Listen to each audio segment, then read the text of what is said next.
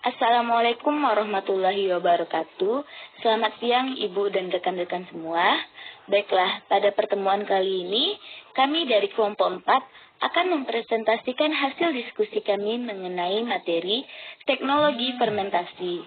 Sebelumnya, perkenalkan saya Rifatri Julianti Karila selaku moderator meminta izin untuk memperkenalkan anggota dari kelompok 4. Yang pertama yaitu Dewi Oktavia, yang kedua yaitu Hayatul Novita, yang ketiga yaitu Indisi Aminofrita, yang keempat Ririn Erlina, selanjutnya yaitu Syafiratul Mar'ah, dan yang terakhir yaitu Wifa Aprila Gusta. Baiklah, pada topik pembahasan teknologi fermentasi ini, kita akan membahas mengenai 5 macam subbab topik. Yang pertama yaitu pengertian fermentasi, yang kedua yaitu kultivasi mikroba, yang ketiga yaitu medium kultur, yang keempat yaitu bioreaktor, dan yang kelima yaitu aplikasi fermentasi dalam produksi makanan dan juga minuman. Baiklah, kita langsung saja masuk ke materi pertama mengenai pengertian fermentasi yang akan disampaikan oleh Ririn Erlina. Kepada Ririn Erlina dipersilahkan.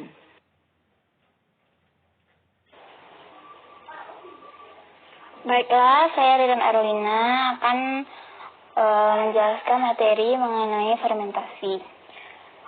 Fermentasi adalah proses produksi energi dalam sel dan keadaan anaerobik atau tanpa oksigen.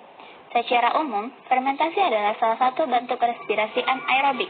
Akan tetapi, terdapat definisi yang lebih jelas yang mendefinisikan fermentasi sebagai respirasi dalam lingkungan anaerobik dengan tanpa akseptor elektron eksternal. Fermentasi adalah proses terjadinya pengurangan senyawa-senyawa organik untuk menghasilkan energi, serta terjadi pengubahan substrat menjadi produk baru oleh mikroba. Fermentasi berasal dari bahasa Latin yaitunya fervere, yang artinya mendidihkan. Fermentasi merupakan pengolahan substrat menggunakan peranan mikroba atau zat organik, sehingga dihasilkan produk yang dikehendaki. Nah, produk fermentasi berupa biomasa sel, enzim, metabolit primer maupun sekunder, ataupun produk transformasi atau biokonversi. Sekian dari materi dari saya kembalikan kepada moderator. Baiklah, terima kasih kepada Ririn. Selanjutnya untuk materi mengenai kultivasi mikroba akan disampaikan oleh Indi. Terima kasih kepada moderator yang telah mempersilahkan saya untuk menjelaskan materi. Saya Indisi Aminofrita, NIM 18031105, akan menjelaskan materi mengenai kultivasi mikroba. Materi yang pertama yaitu tujuan kultivasi mikroba. Metode kultivasi merupakan metode untuk melipat gandakan jumlah mikroba dengan membiarkan mikroba berkembang biak dalam media biakan yang telah disiapkan di bawah kondisi laboratorium terkendali. Metode ini bertujuan untuk mengetahui atau mempelajari pertumbuhan, morfologi, dan sifat fisiologis mikroba. Ada beberapa indikasi kultivasi pada laboratorium mikrobiologi, meliputi 1. Pengasingan atau isolasi mikroba pada biakan bakteri. 2. Menunjukkan sifat khas mikroba. Yang ketiga, untuk menentukan jenis mikroba yang diisolasi dengan cara-cara tertentu. Yang keempat, mendapatkan bahan biakan yang cukup untuk membuat antigen dan percobaan serologi lainnya. Yang kelima, menentukan kepekaan mikroba. Yang keenam, menghitung jumlah mikroba. Dan yang ketujuh, mempertahankan biakan mikroba, khususnya biakan murni. Materi berikutnya yaitu lingkungan fisik yang mempengaruhi kultivasi mikroba. Ada beberapa lingkungan fisik yang perlu diperhatikan dalam menumbuhkan mikroba, yaitu temperatur, konsentrasi oksigen, pH, dan tekanan osmosis. Yang pertama yaitu temperatur. Temperatur mempengaruhi pola pertumbuhan mikroba, laju pertumbuhan, dan penambahan sel pada mikroba. Terdapat 3 kisaran suhu untuk pertumbuhan mikroba, yaitu suhu minimum, suhu optimum, dan suhu maksimum. Berdasarkan suhu pertumbuhannya ini, sifat mikroba dikelompokkan menjadi 3, yaitu mikroba bersifat sikrofilik, mesofilik, dan termofilik. Yang kedua yaitu konsentrasi oksigen. Mikroba memperlihatkan keragaman yang luas dalam hal respon terhadap oksigen bebas. Dan atas dasar ini, mikroba dibagi menjadi 4, yaitu aerobik, anaerobik, anaerobik fakultatif, dan mikroba yang bersifat mikroaerofilik. Yang ketiga yaitu pH. Bagi kebanyakan mikroba, pH minimum dan maksimumnya yaitu 4-9. Pertumbuhan mikroba sangat dipengaruhi oleh pH karena nilai pH sangat menentukan aktivitas enzim dan mempengaruhi metabolismenya. Berdasarkan pH ini, mikroba dapat dikelompokkan menjadi 3, yaitu mikroba asidofil, mikroba neutrofil, dan mikroba alkalifil. Yang keempat yaitu tekanan osmosis. Berdasarkan tekanan osmosis, maka larutan tempat pertumbuhan mikroba dapat digolongkan atas larutan hipotonis, isotonis, dan larutan hipertonis. Mikroba biasanya hidup di lingkungan yang bersifat agak hipotonis, sehingga air akan mengalir dari lingkungannya ke dalam sel, dan menjadikan mikroba itu mengambang kaku. Berdasarkan tekanan osmosisnya, mikroba dapat dikelompokkan menjadi 3, yaitu mikroba osmofil, mikroba halofil, dan mikroba halodurik. Sekian materi yang dapat saya sampaikan, saya kembalikan kepada moderator. Terima kasih.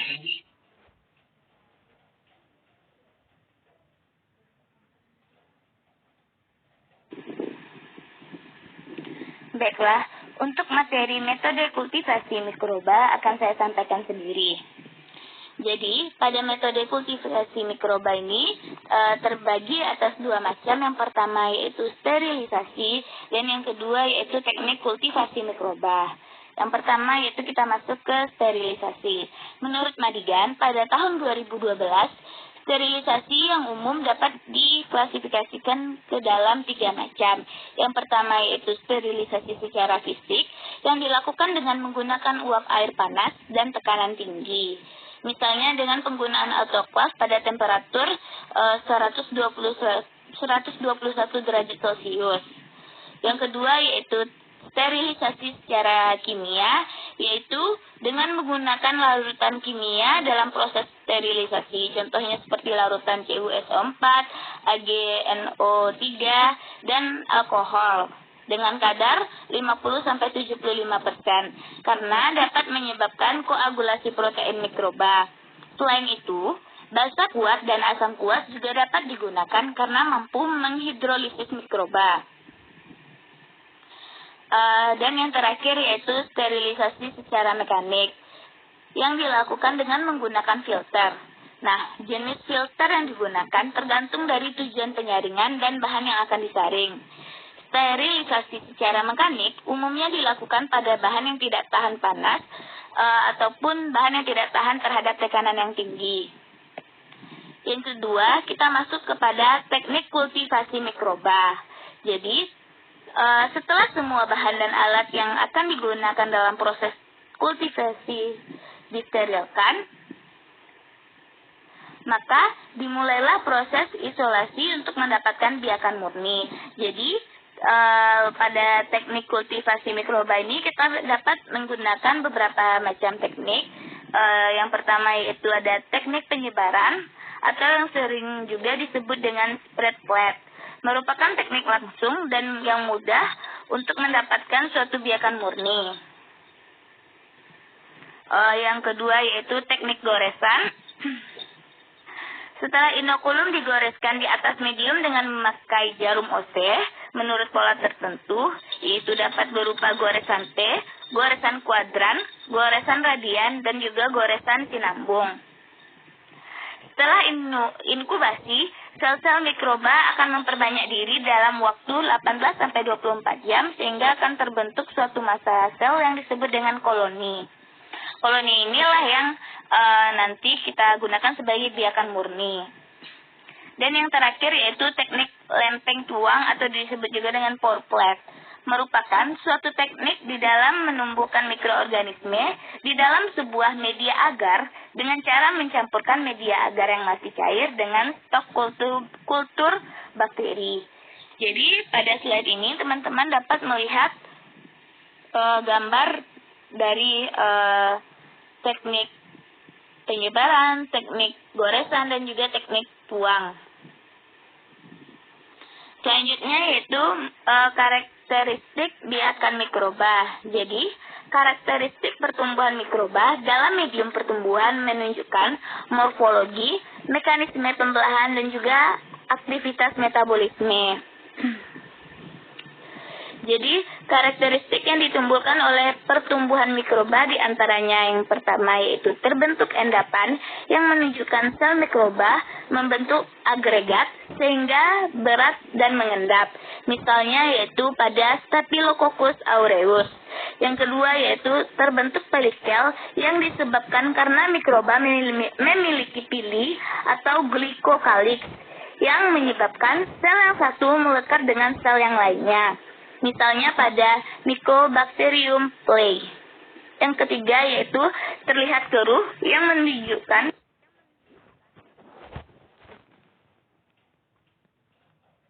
bahwa mikroba yang tumbuh tersebar merata dan biasanya mikroba tersebut bersifat motil. Baiklah, sekian materi dari saya. Untuk materi selanjutnya mengenai medium kultur akan dijelaskan oleh rekan saya Viva.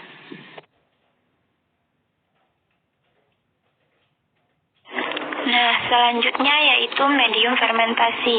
Medium fermentasi ini terbagi menjadi dua. Yang pertama yaitu medium cair dan medium padat. Pada medium cair ini terbagi lagi beberapa jenis mediumnya. Yang pertama yaitu fermentasi yang diagitasi di mana substratnya larut dalam air. Yang kedua yaitu fermentasi yang diagitasi di mana zat yang tidak larut dalam air tersuspensi fase cair. Yang ketiga fermentasi yang diagitasi di mana zat cair tidak larut dalam air tersuspensi dalam fase cair. Yang keempat fermentasi yang tidak diagitasi di mana substratnya larut dalam fase cair. Nah, yang pertama yaitu medium padat. Medium padat ini memiliki keuntungan yang pertama, medium yang digunakan relatif sederhana. Yang kedua, ruang yang diperlukan untuk peralatan fermentasi relatif kecil karena air yang digunakan sedikit. Yang ketiga, inokulum dapat disiapkan secara sederhana. Yang keempat, kondisi medium tempat pertumbuhan mikroba mendekati kondisi habitat alaminya. Yang kelima, aerasi dihasilkan dengan mudah karena ada ruang di antara tiap partikel substratnya. Yang keenam, produk yang dihasilkan dapat dipanen dengan mudah. Nah, selanjutnya yaitu faktor yang mempengaruhi medium padat ini ada 3. Yang pertama ada kadar air, temperatur, dan pertukaran gas. Nah, yang kedua yaitu medium cair. Jenis-jenis medium cair ini yang pertama itu fermentasi yang diagitasi di mana substratnya larut dalam air. Nah, jenis fermentasi ini dikerjakan dalam suatu labu atau gelas yang cocok atau lebih modern dengan menggunakan fermentor di mana substratnya larut sempurna dalam air. Pengambilan substrat oleh mikroba melalui fase larutan dalam air. Pada kultur labu yang dikocok, agitasi dilakukan dengan bantuan alat pengocok atau shaker. Nah, jenis yang kedua pada medium cair ini yaitu fermentasi yang diagitasi di mana zat cair yang tidak larut dalam air tersuspensi dalam fase cair. Nah, pada fermentasi ini substrat zat padat tidak larut dalam air, tetapi dalam bentuk bubuk-bubuk halus yang tersuspensi dalam sejumlah air yang banyak. Nah, garam dan zat-zat hara lain mungkin terlarut dalam air. Konsentrasi substrat dalam media dapat bervariasi mulai dari 1% sampai pada suatu keadaan yang menyerupai bubur. Nah, selanjutnya itu fermentasi yang diagitasi di mana zat tidak larut dalam air tersuspensi fase cair. Jenis fermentasi ini dan mekanisme pengambilan substratnya sama dengan fermentasi yang kedua, kecuali sifatnya bersifat cair. Nah, yang keempat yaitu fermentasi yang tidak diagitasi di mana substratnya larut dalam fase cair. Pada fermentasi ini, substrat larut dalam air tetapi medianya tidak diagitasi atau dikocok. Pengambilan substrat melalui fase cair, medium didistribusikan berupa larutan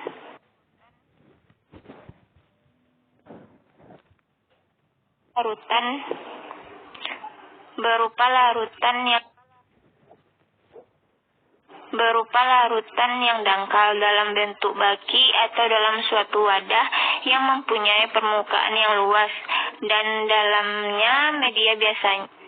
medianya biasanya 2,5 sampai 5 cm untuk produksi yang tinggi. Nah, keuntungan dari media cair ini, yang pertama, hampir semua bagian tangki terjadi fermentasi. Nah, yang keduanya, kontak antara reaktan dan bakteri semakin besar. Sekian yang dapat saya sampaikan, saya kembalikan ke moderator.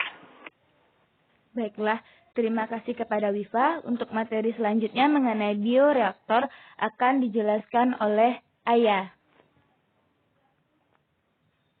Baiklah, di sini saya Hayatul Nufita. Saya akan melanjutkan penjelasan materi dari kelompok kami, yaitu tentang bioreaktor.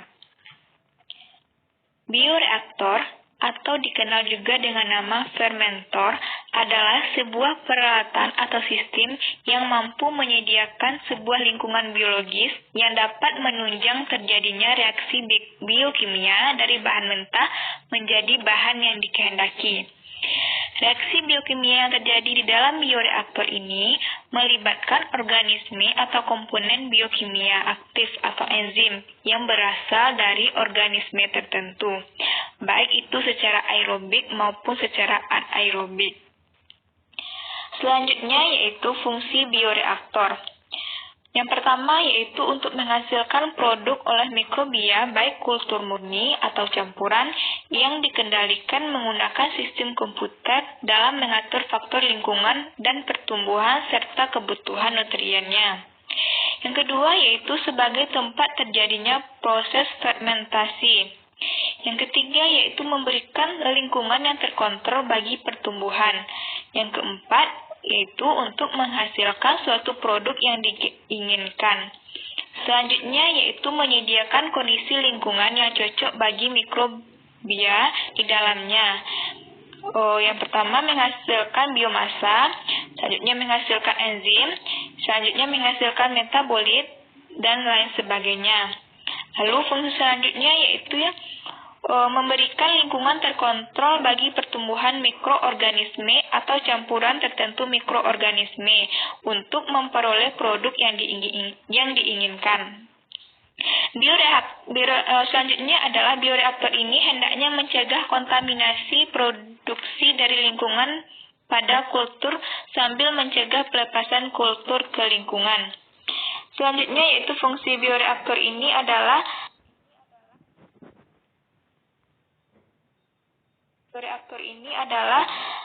bioreaktor ini sebaiknya memiliki instrumentasi atau pemeriksaan agar terjadinya pengawasan proses yang optimum. Materi selanjutnya yaitu tentang persyaratan fermentor atau bioreaktor modern. Yang pertama persyaratannya adalah dapat dioperasikan secara aseptik.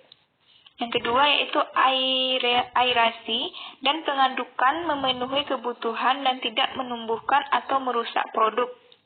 Yang ketiga yaitu suhu, pH, dan kecepatan pengadukan dapat diatur. Yang keempat memiliki sistem pengambilan, contohnya yang aseptik. Yang kelima permukaan bagian dalam harus rata tanpa lubang-lubang ukuran yang mikro.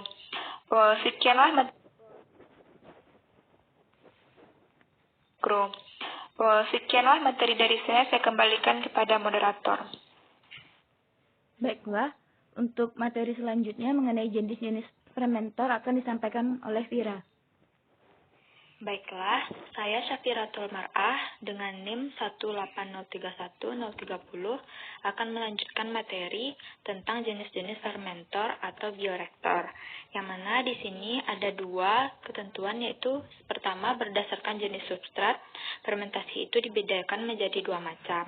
Yang pertama yaitu fermentasi substrat padat, yaitu produk dari cara kerja ini tidak terlalu banyak. Contohnya seperti pembuatan tempe, jamur merang, tape, kompos. Yang kedua yaitu fermentasi substrat cair. Pada umumnya, produk yang dihasilkannya berupa fermentasi dari zat cair ini. Dan yang kedua ketentuannya yaitu berdasarkan pemasukan nutrisinya ke dalam bioreaktor. Ada 3 jenis bioreaktornya, yaitu bioreaktor yang pertama yaitu bioreaktor kontinu, yang mana yaitu pada bioreaktor kontinu ini pemberian nutrisi dan pengeluaran sejumlah fraksi dari volume kultur total terjadi secara terus-menerus. Dengan metode kontinu memungkinkan organisme tumbuh pada kondisi setimbang atau disebut dengan steady state, di mana pertumbuhan ini terjadi pada laju konstan dan lingkungan yang stabil. Faktornya yaitu seperti pH dan konsentrasi nutrisi serta produk metabolit yang tidak diletakkan berubah selama siklus pertumbuhan pada suatu diskontinu dapat dijaga konstan dalam kultur kontinu. Contoh dari bioreaktor kontinu itu yaitu reaktor tangki yang diaduk kontinu atau disebut dengan RTDK. Yang kedua yaitu bioreaktor diskontinu, yang mana yaitu pada bioreaktor diskontinu inokulen dan nutrisi yang akan diperlukan bagi pertumbuhan dicampur dalam suatu bejana tertutup pada kondisi suhu, pH, dan percampuran optimum. Sistem ini adalah tertutup kecuali untuk organisme aerobik di mana suplai udara kontinu dilahirkan ke dalam bioreaktor. Pada bioreaktor diskontinu, laju pertumbuhan dan laju pertumbuhan spesifik jarang konstan. Hal ini menunjukkan adanya perubahan karakteristik nutrisi dari sistem. Salah satu contoh dari bioreaktor diskontinu adalah bioreaktor lumpur buangan teraktivasi. Dan yang ketiga adalah bioreaktor semi-kontinu, yang mana bioreaktor semi-kontinu adalah suatu bentuk kultivasi di mana medium atau substratnya ditambahkan secara kontinu atau berurutan ke dalam tumpukan diskontinu, awal tanpa mengeluarkan sesuatu pada sistemnya. Produk yang dihasilkan dari sistem seperti ini dapat melebihi produk yang dihasilkan dari kultur diskontinu. Pendekatan ini secara luar diterapkan dalam industri, misalnya dalam produksi ragi yang dibutuhkan untuk pembuatan roti. Contoh bioreaktor semi-kontinu ini yaitu digestor atau bioreaktor anaerobik, tetapi bioreaktor ini dapat pula dioperasikan secara kontinu. Penggunaan sistem ini dapat mengelola air buangan padat, misalnya lumpur buangan atau disebut juga dengan sludge yang diperoleh dari pengelolaan buangan perkotaan dan akan memberikan stabilisasi air buangan yang efisiensi dari produk metan yang tinggi. Mungkin itu saja yang dapat saya sampaikan, selebihnya saya serahkan kepada moderator.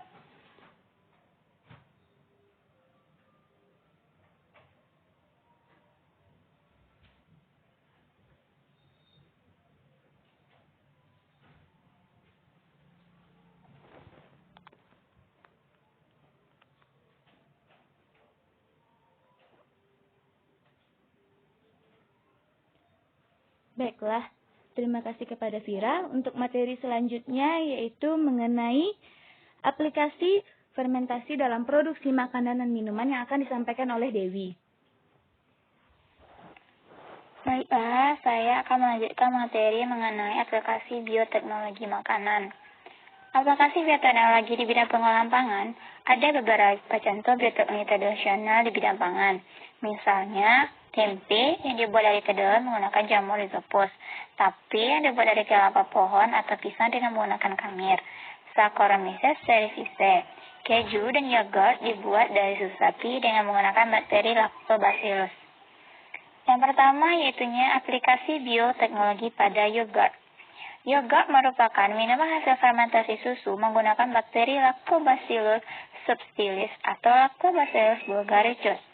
Bakteri yang dimanfaatkan mampu mendegradasi protein dalam susu menjadi asam laktat.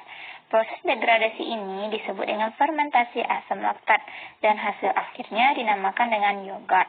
Nah, yogurt ini merupakan minuman hasil fermentasi susu oleh bakteri Lactobacillus bulgaricus. Aplikasi yang kedua yaitunya bioteknologi pada keju. Keju merupakan contoh produk bioteknologi yang cukup terkenal. Keju dibuat dengan bantuan bakteri pada susu. Bakteri tersebut dikenal sebagai bakteri asam laktat atau lactobacillus. Bakteri lactobacillus mengubah laktosa menjadi asam laktat dan menyebabkan susu menggumpal. Nah, pada pembuatan keju, kondisi pH harus rendah, di mana kondisi pH yang rendah membuat susu mengental. Akibatnya, protein pada susu berubah menjadi semi-solid yang disebut dengan curd. Proses ini dibantu dengan menambahkan enzim renin. Enzim renin yang dapat diekstrak dari perut anak sapi. Namun,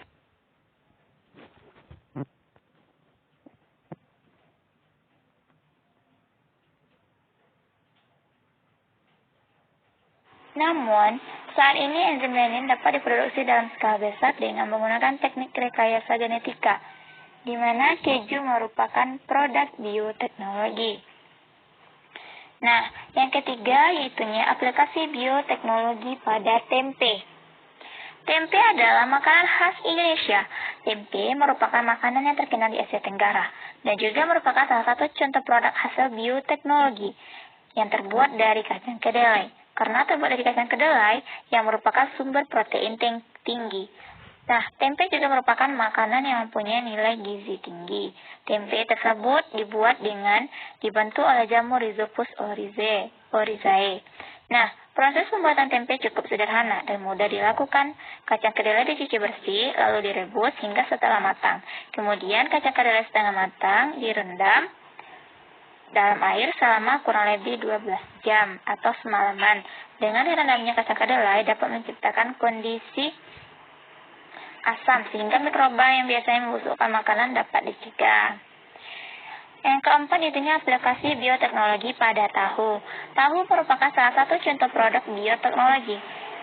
Tahu seperti juga dengan tempe terbuat dari kacang kedelai. Tahu dibuat dengan cara mencuci kacang kedelai hingga bersih dan merendamnya selama 1 malam. Setelah lunak, kacang kedelai digiling menjadi seperti bubur. Lalu dididihkan. Setelah dididihkan, bubur kedelai disaring dan ditambahkan kultur bakteri yang menciptakan kondisi asam. Beberapa jenis bakteri yang digunakan pembuatan tahu adalah bakteri asam laktat. Bubur tahu yang telah ditambahkan bakteri asam laktat lalu dicetak, dibumbui, dan diberi garam agar tahan lama. Aplikasi selanjutnya yaitunya bioteknologi pada nata de coco. Nata de coco adalah contoh produk bioteknologi pangan yang dihasilkan dari fermentasi air kelapa.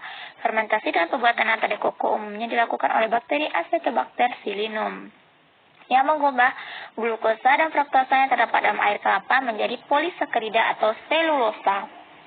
Kemudian aplikasinya yang keenam adalah bioteknologi pada roti. Dalam proses pembuatan produksi roti, teknik fermentasi yang diterapkan adalah membuat adonan tepung jadi mengembang.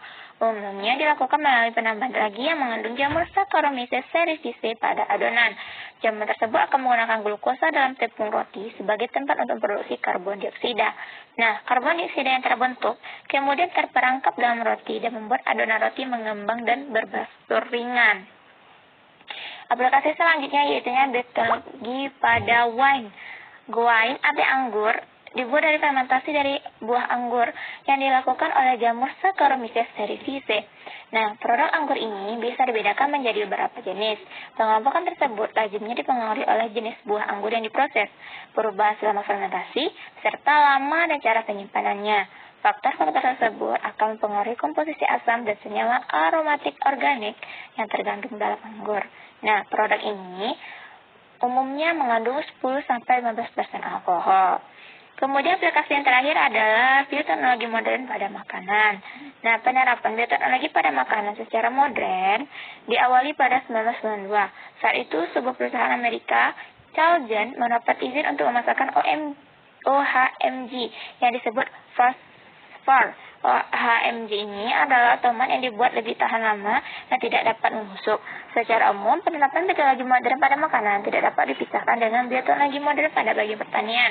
Produk makanan yang dihasilkan OHMG ini tahan terhadap tanaman pertanian seperti hewan atau mikroorganisme yang disebut dengan makanan hasil modifikasi genetik. Sekian dari materi dari saya kembalikan kepada moderator. Baiklah, terima kasih kepada Ririn. Sekian penampilan dari kelompok 4. Saya selaku moderator mengucapkan mohon maaf apabila terdapat banyak kesalahan dan juga terima kasih atas segala perhatian. Saya akhiri dengan wabillahi taufiq wal hidayah. Assalamualaikum warahmatullahi wabarakatuh.